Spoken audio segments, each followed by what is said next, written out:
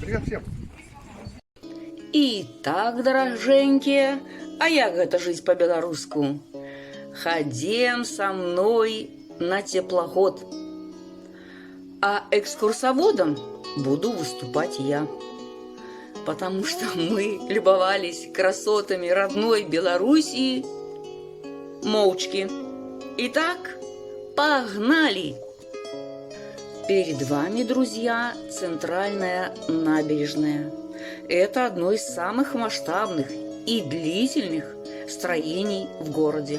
Оно растянулось вдоль берега Сожа на несколько километров и вместе с дворцово-парковым ансамблем является визитной карточкой Гомеля.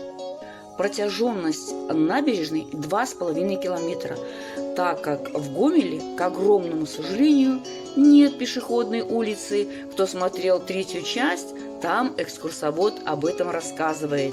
То набережная стала любимым местом для прогулок. Теплоход под названием «Гомель» причалил, и мы быстренько на него зашли. Теплоход имеет две палубы, верхнюю и нижнюю, всего вместимостью 243 пассажира. Он совершает прогулки, как нам объяснили, 40 минут. Путешествие начинается от Киевского спуска на территории дворцово-паркового комплекса Румянцевых-Паскевичей вверх по реке до дельты Ипути, обратно до Лебяжьего пруда и оттуда до Киевского спуска. Все, что я рассказываю, конечно, можно было рассказать это аудиогиду, но придется это сделать мне. Сож имел еще одно название. В XVI веке его называли Нерея. Так, согласно древней карте XVI века, река по-латински называлась Нерея Флюмен. Это означает течение река Нерея. Это же наименование имеется и на карте Меркатора 1643 года. Нам повезло. Такая прекрасная погода была 11 сентября. Такое яркое небо. Голубая гладь воды, а это перед вами нижний ярус. Вы видите, здесь столики стоят, пустые. Река Сож течет между покатых берегов, в основном по лесной местности, нередко среди болотистых мест, поросших кустарником. В поречье Сожа, особенно в его низовьях, насчитывается более 200 озер, многие из которых соединены с рекой. Множество заток и стариц, богатые для охоты места, притягивали людей в этот край. Сож с древних времен считался удобным водным путем из Днепра в Волжскую систему. Путь этот назывался на Радимичи. Недаром по археологическим материалам определяются контакты верхнеднепровских племен с жителями Поденесения, Подвинья и Поволжья. Довнар Запольский, который изучал древние водные пути, считал, что по Сожу было более удобно плыть до Смоленска и дальше на восток, чем по Днепру, который делал значительную дугу. Путь по Сожу сокращал путь, поэтому и пользовался чаще всего. У Сожа есть несколько загадок. Одна из них носит историко-географический аспект, связана с первой тайной, топонимической. Наблюдательный человек мог заметить, что зона отдыха на левом берегу Сожа, напротив парка, представляет собой полуостров. Река делает значительную дугу, чтобы обогнуть небольшую песчаную территорию, где растут только ивы. Во время паводка она затопляется. А почему бы реке не течь через эту кустарниковую низину?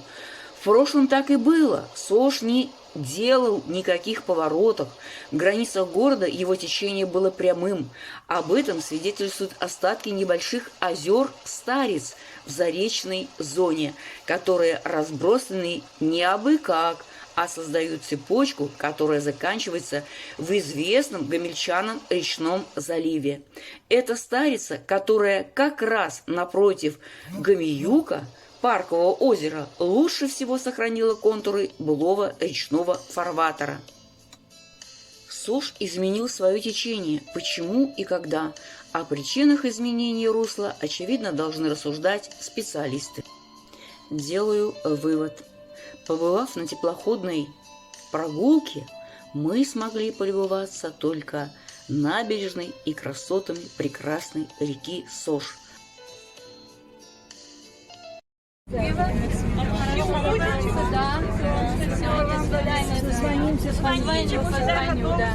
Спасибо за компанию, девочки. Здоровья, мира и всех благ.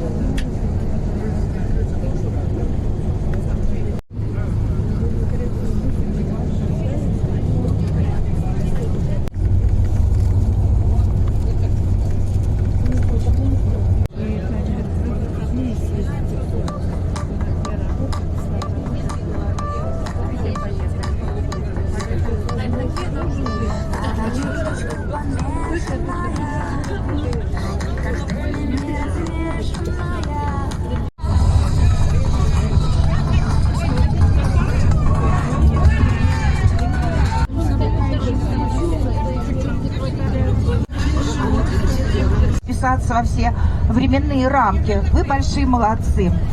И, конечно, за внимание. Мои дорогие девушки, всем вам здоровья, удачи во всем. И, конечно же, позитива, новых впечатлений, новых путешествий.